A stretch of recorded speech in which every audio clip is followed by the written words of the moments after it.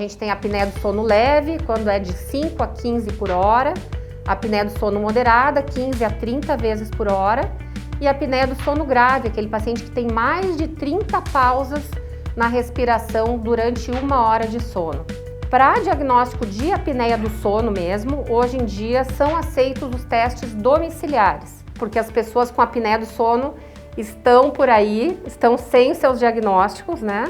Tendo problemas de saúde por causa disso, tendo sonolência, causando acidente. A princípio, se você não estiver com um desconforto, uma congestão nasal muito importante, muita tosse, que impossibilite o uso do CPAP, você deve manter o uso do CPAP.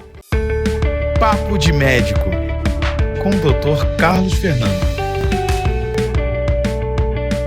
Estamos aqui para mais um programa Papo de Médico. A você, meu colega médico, a você, minha colega médica, a vocês da área da saúde, enfermeiro, condutor da ambulância, técnico de enfermagem, fisioterapeuta, a você, internauta, de todas as outras profissões que assistem o nosso programa.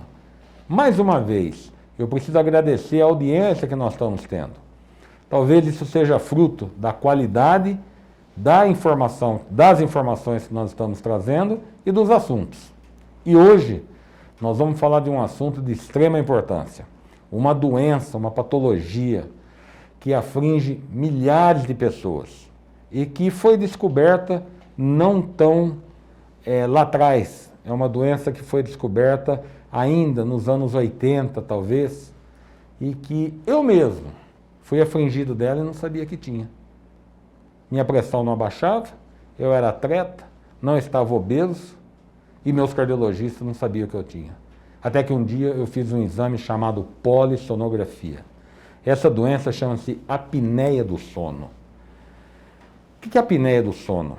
É a tua parada respiratória quando você dorme, trazendo os mais diversos problemas. Problemas metabólicos, dificuldade de perda de peso, uma série de coisas. Mas, para falar com todo o conhecimento sobre isso, mesmo eu sendo portador dela, que eu sei um pouco, nós estamos trazendo aqui hoje a doutora Karine Petri. Doutora Karine Petri é médica, pediatra e otorrinolaringologista, formada na PUC do Rio Grande do Sul, com especialização também na sua escola na PUC no Rio Grande do Sul. Está em Brasília há 15 anos, e atua na área do sono. É para nós, aqui na nossa cidade e no Brasil, uma das especialistas mais renomadas que nós temos na área do sono. Então hoje nós vamos tirar todas essas dúvidas, de onde vem a apneia, o que ela causa, como eu introduzi já no programa, mitos e verdades sobre a apneia, como tratar, como diagnosticar, e para que vocês tenham essa informação muito bem apurada de uma doença muito complicada. Tudo bem, Karine? Tudo bem, muito obrigada pelo convite. Para mim é uma honra estar aqui falando aos colegas e ao público em geral sobre um assunto que é tão relevante para a saúde das pessoas e também a nível de saúde pública. Pois é, Karine, vamos começar. Eu fiz uma pequena introdução, até por ser portador dessa doença que é horrível. Deixa a gente cansado, nervoso, mexe no metabolismo e tudo mais. Fala para nós, começa a definir para os nossos internautas o que é a apneia do sono, Karine. Bom, a apneia do sono é uma doença extremamente comum, né, que atinge cerca de 30% da população brasileira e ela ocorre justamente durante o sono. Então nós temos pausas na respiração durante o sono, em que o indivíduo para de respirar por 10 segundos ou mais, ou tem uma diminuição na passagem do ar pelas vias aéreas superiores. Normalmente, para a gente considerar que o paciente tem apneia do sono, essas pausas têm que ocorrer mais de 5 vezes por hora. Então a gente tem a apneia do sono leve, quando é de 5 a 15 por hora, a apneia do sono moderada, 15 a 30 vezes por hora, e a apneia do sono grave, aquele paciente que tem mais de 30 pausas na respiração durante 1 hora de sono. E normalmente, quais são os sintomas, né, que o paciente sente para se dar conta que pode estar com a apneia do sono? O principal deles é o ronco, né? Então o ronco, eu costumo dizer para os pacientes, o ronco é um sinal de que o ar está passando com muita dificuldade pelas vias aéreas superiores. Está passando fazendo barulho, fazendo vibrar os tecidos. Então toda pessoa que ronca deveria ser avaliada também na parte assim da apneia, fazer um exame de sono, uma polissonografia. Então muitas vezes atrás de um ronco que parece inocente, você pode ter um problema que é um distúrbio respiratório do sono. E isso tem um impacto muito grande, não só do ponto de vista até mesmo conjugal, né? Porque o ronco pode sim ser um problema sério para um casal, né? Fazendo com que tenha que dormir em quartos separados, provocando brigas, mas um problema sério para a saúde do indivíduo. Então, durante o sono, você tem todo um processo de recuperação do seu organismo, né? Tanto a nível de sistema nervoso central, sistema cardiovascular, você tem uma regulação metabólica que é fundamental, né? A nível de síntese e liberação de insulina, liberação de hormônios, síntese das nossas defesas, a nossa imunidade durante o sono, ela funciona de forma muito intensa, né? E se a gente não tem uma boa noite de sono, a gente vai se sentir cansado, a gente pode se sentir irritado, né? O paciente que não dorme bem pode desenvolver quadros de depressão, de ansiedade. E além de tudo, você tem uma pessoa no trânsito que pode estar sonolenta e provocar uma série de problemas, né? Até mesmo acidentes de trânsito, e isso é um problema muito grave na nossa sociedade. Karine, há tempos atrás, eu posso falar para você, eu estou com 60 anos, né? Eu tinha 27, 28 anos, começou o travesseiro a ficar molhado, eu tinha um cansaço durante o dia e minha pressão subia, e fui em 2, 3 colegas que naquela época, estamos falando há 30 anos atrás, só São Paulo praticamente, eu não sei se outros centros tinham, né? Eu fui lá para o Instituto do Sono e o professor Tufik, que está vivo ainda, né? Me fez a polissonografia e me diagnosticou com a apneia do sono. E para muitos colegas da cardiologia, da pneumo, de tudo, a apneia ainda era uma novidade naquela época, né? E você tocou num principal ponto, né? Parece que roncar é uma coisa normal do ser humano, e a gente sabe que hoje, como você bem explicou até agora, tirando o ronco, quais são os outros principais sinais? Vamos pensar uma pessoa que não ronque tanto, né? Ou que não valorize o ronco. Depois nós vamos voltar a falar do ronco, até desse aspecto conjugal. Eu, como ginecologista, tenho muita queixa de paciente que o marido ronca demais, tenta mudar de quarto, quando chega de madrugada de uma festa, quando bebe, ou quando pratica um esporte que deve ter um relaxamento maior do organismo, né, da musculatura. Quais são os outros principais sintomas que a pessoa que não ronca deve ficar atento e até procurar um médico se não tem outro problema de saúde, Karine? Sono não restaurador, acordar cansado. A pessoa dormiu o número de horas que seria normal para ela, mas se sente sempre cansada, né? A falta de concentração, dificuldade de memória. Um paciente, como você falou, que não consegue, já usa medicamentos para pressão, mas essa pressão não consegue ser controlada, é um sinal indireto que pode estar ocorrendo um quadro de apneia do sono, né? Tem pacientes que muitas vezes acordam com a garganta seca, a boca seca, né? Sinais de paciente que acorda com sensação de sufocamento durante o sono, né? Então todos esses são sinais que o paciente tem que ficar atento. E muitas vezes tem pessoas que dormem sozinhas, né? Sozinhas, e a gente pergunta, você ronca? Ela diz, eu não sei. Então você tem que fazer essa anamnese para perguntar a sonolência, né? A sonolência diurna, são sintomas importantes. E também a questão de, muitas vezes tem homens que acordam muito para urinar à noite e acham que isso é só da próstata o problema, né? A apneia do sono também pode levar a isso. Tanto que muitas vezes você começa o tratamento da apneia e o paciente diz, doutora, não estou mais precisando ir no banheiro tantas vezes, né? Porque o quadro de apneia leva a uma inibição da liberação do hormônio antidiurético, que é aquele hormônio que faz com que você não tenha que urinar tanto durante a noite. Então é um outro sinal interessante de ser perguntado para os pacientes. Tá. E me conta uma coisa. Hoje, como que é feito o diagnóstico da apneia do sono? O paciente procura por qualquer um desses motivos muito bem explicado, como você fez aqui agora. Eu acho que esses fatores. Eu tenho uma pós-graduação na medicina do tráfego, e hoje uma das maiores preocupações da medicina do tráfego é a sonolência, causada pela apneia. 50% dos acidentes hoje são causados por isso. O paciente dorme ao volante, até o motociclista mesmo, pelo cansaço que fica. Mas hoje, como que eu faço o diagnóstico da apneia do sono? Então, além da anamnese, né, dos sintomas, né, o ronco, sonolência, sono não restaurador, sono interrompido, o principal método diagnóstico é a polissonografia. A polissonografia é um exame feito durante a noite com o paciente dormindo. Hoje em dia nós temos vários tipos de equipamentos, então o paciente pode fazer o exame à noite na clínica do sono, que passa a noite inteira lá, todo monitorizado, com uma polissonografia tipo 1, que é essa que tem mais de 8 canais, faz o eletroencefalograma, faz a parte do fluxo respiratório, a cinta torácica. É o exame mais completo, mas também é o exame mais caro, né, mais difícil de paciente marcar. Para diagnóstico de apneia do sono mesmo, hoje em dia são aceitos os testes domiciliares.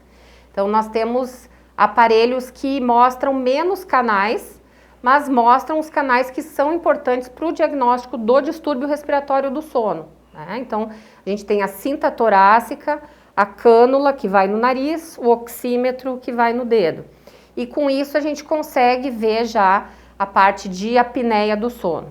E tem outros equipamentos também, cada vez mais tem se trabalhado isso, né, do diagnóstico domiciliar da apneia do sono, porque é uma doença de prevalência muito grande.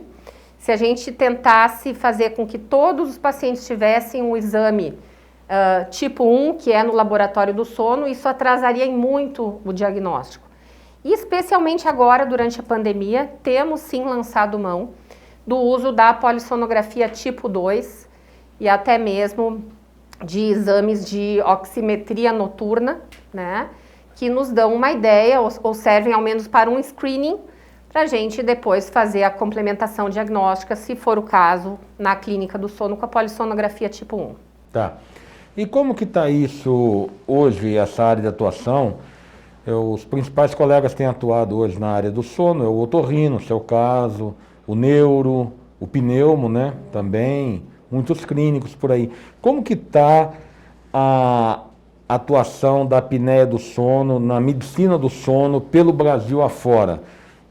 A demanda hoje, muitas clínicas de polissonografia, muitos colegas na área, ou ainda tem muita demanda reprimida, falta muito o especialista, né, nesse Brasil todo. Estou falando de Brasília, São Paulo, os grandes centros, não.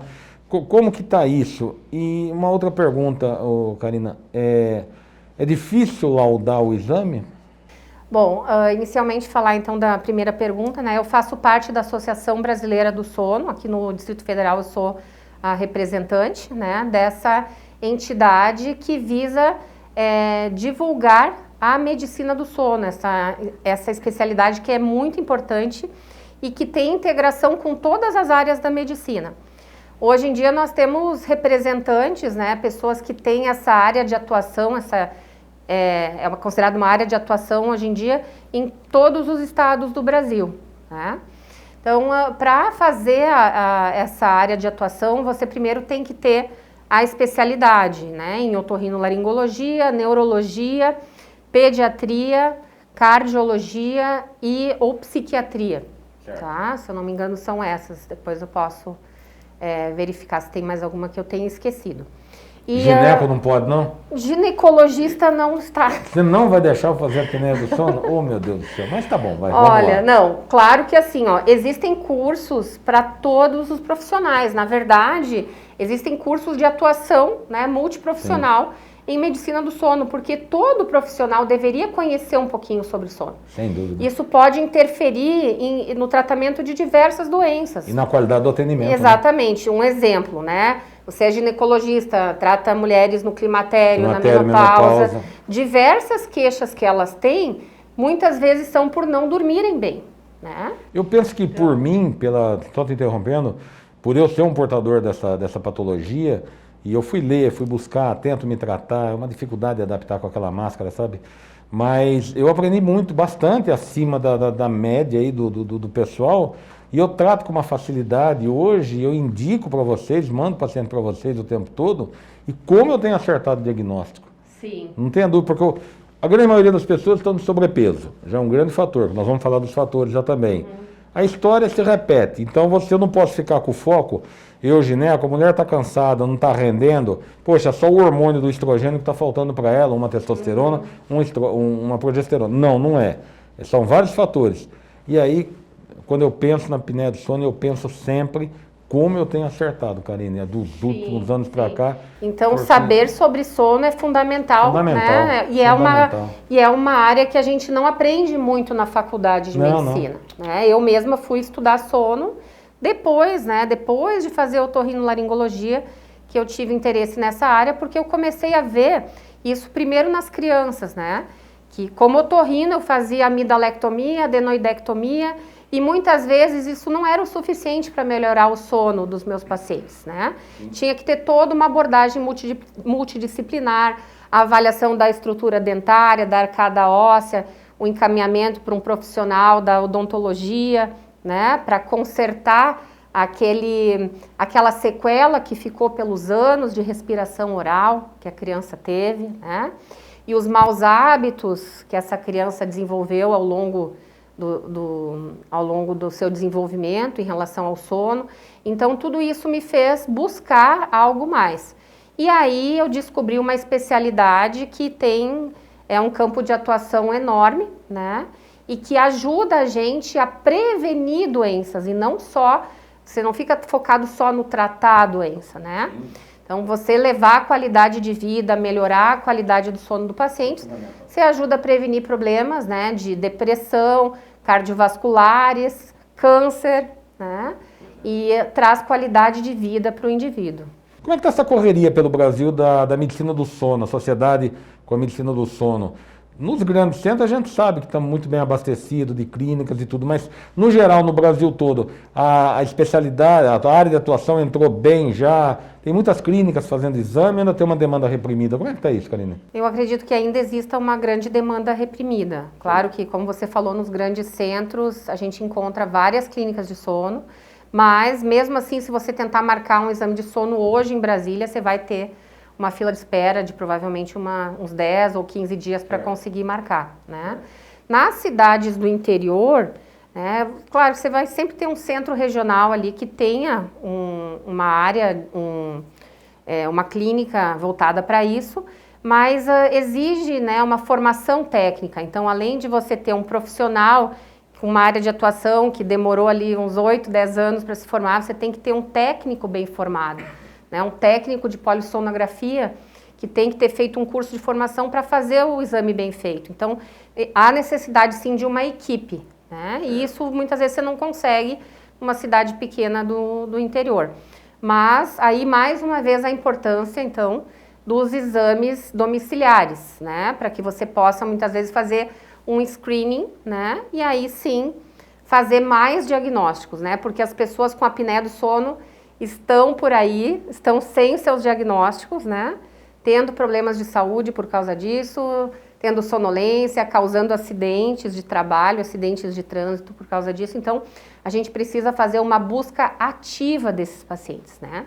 E não ficar só esperando no consultório que a pessoa chegue ali e te diga, olha, eu estou roncando, eu estou parando de respirar durante o sono, né? Então, você tem que desconfiar, né? Na verdade, perguntar sobre o sono do paciente deveria fazer parte de qualquer consulta médica, né? Algumas perguntinhas básicas, como que você dorme, está dormindo bem, está roncando, tem dificuldade para iniciar ou para manter o sono, né?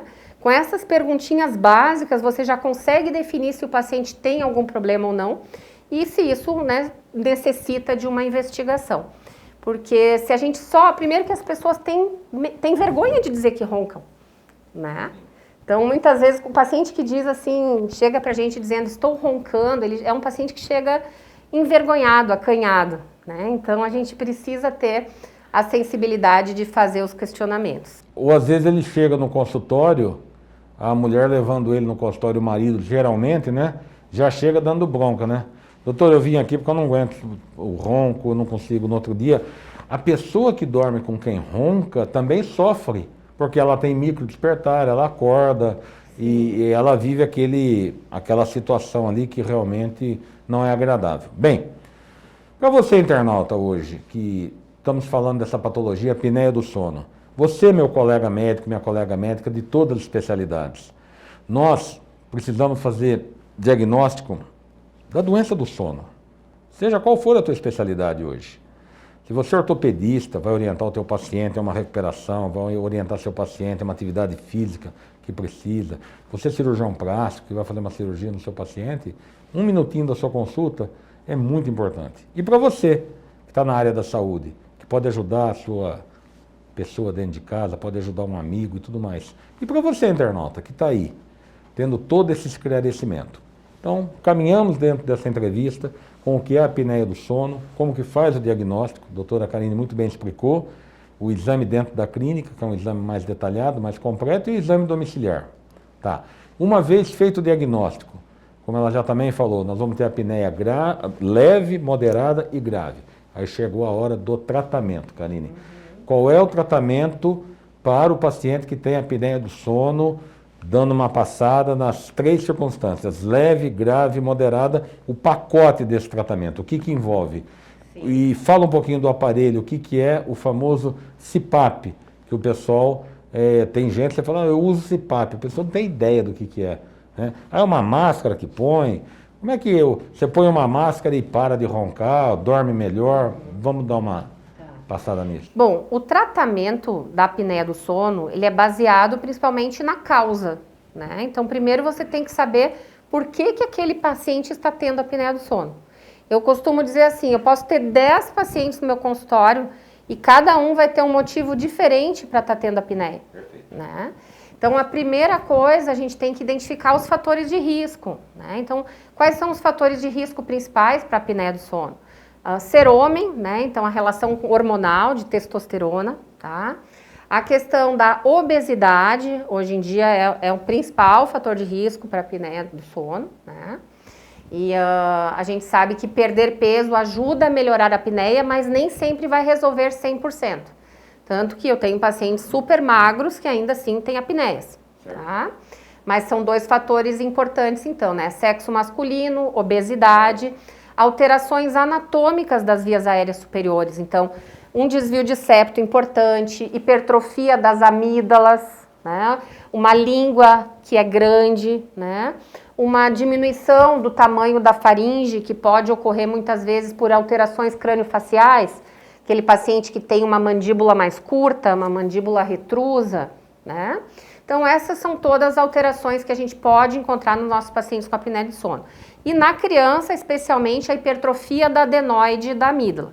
Então é um pouco diferente criança e adulto, né? Nas crianças, na maior parte das vezes, a apneia se resolve com a retirada da adenoide da amígdala. Nos adultos, isso nem sempre ocorre, primeiro porque adulto não tem mais adenoide. Nós temos que fazer um tratamento baseado no diagnóstico do paciente.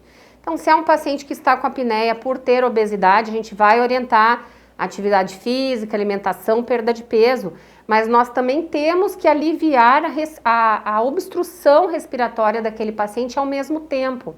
Então, não adianta eu dizer para um paciente obeso, você vai lá, né, e vai perder 20 quilos, porque a gente sabe que isso não é uma coisa fácil. E o fato dele estar tratando a apneia, aliviando a sua obstrução respiratória, vai fazer também com que ele tenha mais facilidade para ajudar a perder esse peso, né? Então, além do tratamento da disfunção anatômica, correção de um desvio de septo, retirada de amígdalas, nós temos alguns dispositivos que nos ajudam a aliviar a obstrução das vias respiratórias durante o sono. Então, temos um aparelho que se chama aparelho intraoral, que é um aparelho que é feito sob medida por dentistas, né? Especialmente dentistas que têm uma especialização nessa área de odontologia do sono, que são aparelhos de reposicionamento mandibular, que avançam um pouquinho a mandíbula, são indicados para apneia do sono leve a moderada e que tem uma grande eficácia. Tá? Fora a cirurgia, fora a questão do aparelho intraoral, nós temos também um equipamento que se chama CPAP, né? O que é o CPAP? O CPAP é da sigla em inglês, né, que é Continuous Positive Airway Pressure. Então, uma pressão contínua de ar pelas vias aéreas superiores. E essa pressão, ela entra, então, através de uma máscara, um equipamento que fica do lado da cama do paciente, um equipamento pequeno, né? E esse equipamento, através de uma máscara, ele coloca no nariz do paciente uma corrente de ar. Essa corrente de ar entra pelo nariz, vai pela faringe e impede que haja o fechamento dessa área aqui durante o sono, que é uma área já é uma área um pouquinho estreita e durante o sono, com o relaxamento muscular, acaba ocorrendo um colabamento dessa área, né? E isso ocorre de forma cíclica diversas vezes durante o sono. É como se o paciente estivesse sufocando durante o sono, especialmente nos casos graves. E cada vez que ele fecha a garganta, isso leva a um micro despertar. Então é um paciente que tem um sono extremamente picado. Fragmentado, fragmentado. Né? E leva a um cansaço no dia seguinte. Não entra nas fases que descansa, Exatamente, né? Acaba não tendo sono profundo. E o CPAP, ele alivia isso, tá? Então, muitas vezes o paciente, quando a gente fala a primeira vez do CPAP, né? Alguns pacientes olham aquilo e pensam, puxa, eu vou ter que usar esse equipamento, né? Agora, né? Para a vida inteira, como que vai ser isso, né? E eu sempre gosto de falar o seguinte, você tem que enxergar o CPAP como seu amigo, né? E não como um inimigo. Aquilo vai vir aliviar uma condição de problema respiratório crônico que você tem durante o sono, né? E na maior parte das vezes, tá? O paciente adere ao tratamento quando ele sente o benefício que aquilo traz para o seu sono. Então, não tem preço você acordar descansado, né? Tem alguns pacientes que vão fazer o exame à noite com o CPAP, porque primeiro a gente pede o exame normal, sem o CPAP. E depois, muitas vezes, o paciente vem passar uma noite na clínica do sono para ajustar o CPAP. Tem alguns pacientes que se sentem tão bem que já querem levar o CPAP que a gente tem na clínica. Né? Tamanho o benefício que isso traz à pessoa, né? Claro que eu sempre digo assim, ó, a aderência ao tratamento é uma coisa que muitas vezes nenhum remédio o paciente quer tomar, né? Tem pacientes que não tomam uma medicação, então isso requer, né, eu acho muitas vezes uma sensibilidade do profissional que está atendendo, né, para ajudar esse paciente a conseguir uma adesão satisfatória, né, mas que o CPAP traz benefícios, especialmente naquele paciente sonolento, aquele paciente que tem uma apneia moderada a grave, isso não tem como a gente contestar. Sem dúvida. E o CPAP hoje também, você hoje tem um diagnóstico, o médico orienta, você vai numa loja especializada que vende isso, tem lojas que quem atende ali é o fisioterapeuta, que tem adaptação da máscara também, né? Sim. E o médico vai prescrever a máscara ou só oral ou só nasal, vai depender da série de fatores como você explicou. Sim. E isso fazendo uma diferença muito grande, não só no tratamento das doenças já pré-existentes, como na prevenção.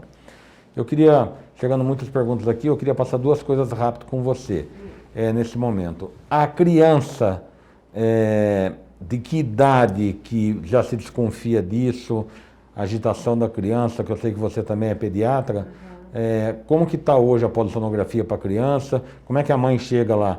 Se a criança não dorme, está agitada, não está rendendo na escola, como é que é isso? Uma abordagem rápida da criança. Sim. Bom, os problemas de sono na criança são extremamente comuns, né? E muitas vezes subdiagnosticados, né? Você pode ter desde problemas de insônia mesmo, até problemas respiratórios durante o sono, como no adulto, tá? Na criança, mais comumente entre os 2 anos e 6 anos de idade, é o momento que você tem um aumento desse tecido linfóide que forma a adenoide e a amígdala, né? Então, a idade mais comum de aparecer problema de ronco e apneia em criança é entre 2 e 6 anos de idade. Quando tem essa queixa, o pai e a mãe observam que a criança está respirando pela boca, não consegue respirar pelo nariz, ronca à noite, baba no travesseiro. Tem crianças que têm despertares com terror noturno e muitas vezes são causados pela apneia do sono, né? Ela procura o pediatra ou o otorrinolaringologista, que vai fazer os exames, então, para avaliar como é que está a adenoide, a amígdala da criança.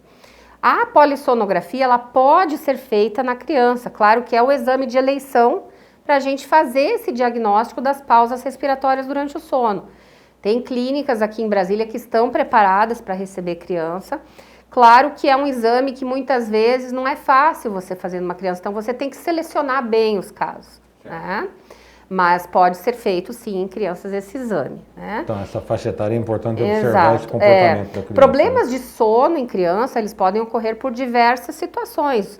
O mais comum que a gente tem é a higiene do sono inadequada. Então as crianças hoje em dia estão extremamente expostas a telas, né? Tela, celular, TV, até 10, 11 da noite. Então são crianças que ficam agitadas, perdem o horário de dormir e com isso você acaba tendo problemas durante o sono, né?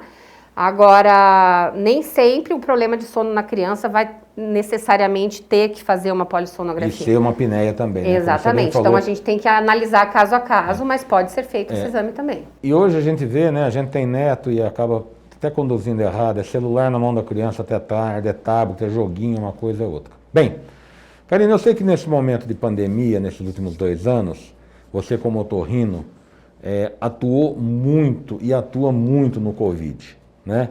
A nossa entrevista aqui hoje não é em relação ao Covid, né, sobre a apneia do sono, mas eu queria só tirar uns mitos e verdades com você, pela quantidade de perguntas que, antes da gente fazer o programa, a gente solta o que vai ser o programa, então vem as perguntas, né? Então vamos fazer um mito-verdade, bem rápido aqui. Quem está com Covid, eu estou com Covid, por exemplo, né? Estou em casa, tratando ali sintomaticamente com tratamento ambulatorial. E eu uso CPAP. Nesse período de Covid, eu tiro o CPAP ou uso o CPAP, Karine? Bom, primeiramente assim, se você estava usando o CPAP, é porque você tem uma condição médica que você necessita usar o CPAP. Isso, eu já trato com o CPAP, já tenho... Então, eu peguei o Covid. A princípio, se você não estiver com um desconforto, uma congestão nasal muito importante, muita tosse, que impossibilite o uso do CPAP, você deve manter o uso do CPAP. E mais importante do que tudo, você tem que sempre falar com o seu médico. Perfeito. Né? Que ele vai te dar a orientação adequada. Então vamos tirar esse mito. Pegou Covid, está tratado em casa, tira o CPAP. Não é assim. Não. Referencia cada caso, cada situação e com certeza... porque você imagina, né? Nós temos pacientes que têm apneias que chegam a durar 1 minuto. Sim. Né? Então, se o paciente ficar sem o CPAP uma noite, ele pode ter um problema sério de saúde em função de não estar usando o CPAP. Tá. A outra pergunta que chegou aqui, muito frequente para nós, é o seguinte. Eu peguei o Covid, certo? Mas eu estou assintomático ainda. Vamos lá, estou aqui. Estou até transmitindo. E sou portador de apneia do sono e uso CPAP. Não estou sabendo. A pergunta que veio muitas vezes aqui para nós é o seguinte. O fato de eu usar CPAP estando contaminado pelo vírus, mas assintomaticamente, isso piora a minha vida? O fato de eu estar aspirando mais? A pergunta, e porque o programa aqui não vem pergunta de todos os internautas, é o seguinte, isso não piora dentro do meu pulmão, aquele vento, aquele ar do CPAP? Isso é uma pergunta mais do leigo. Como que é isso, Karine? Não, de forma alguma. Não dissemina mais? Essa é a pergunta. Não, assim, se você quer saber para as outras pessoas, né? As outras pessoas, que são as perguntas que chegou para nós aqui. Na verdade, assim, se um paciente tem um diagnóstico de Covid, tá? E as outras pessoas da casa não estão contaminadas, a princípio, se for possível, ele tem que ser deslocado para um quarto. Não. Em que vai ficar isolado ali e deve manter o uso do CPAP. Deve manter o... Não, Sim. Mas a pergunta não é bem essa. A pergunta é o seguinte. Eu tô com Covid, né, o vírus está em mim, mas eu não manifestei sintoma nenhum. Certo? Tô ali, vou manifestar. Depois da manhã vai aparecer. E hoje eu uso o CPAP, amanhã eu uso o CPAP, daqui 3 dias eu tô com Covid.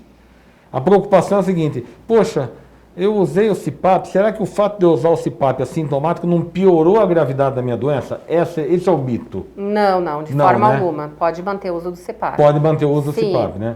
Então isso é... Ou às vezes depois que desenvolve... Porque teve gente que mandou a pergunta, poxa, eu acho que eu fiquei pior desse Covid porque, se eu soubesse que eu estava com o Covid, eu não tinha usado o CPAP. Não tem essa cultura, não tem essa... Não, esse de relato, forma alguma. de forma Até porque alguma, né? se você não usar o CPAP, você vai ter uma noite de sono pior, né? Você não vai oxigenar direito. Oxigenamento, Vai ter um sono inflamatório que vai fragmentado, que pode piorar a sua resposta imunológica, né? Nós temos estudos que mostram que uma noite sem dormir bem faz com que um paciente que tenha feito uma vacina num dia, né, essa vacina não vai ter eficácia completa por ele não ter dormido bem nessa noite, né?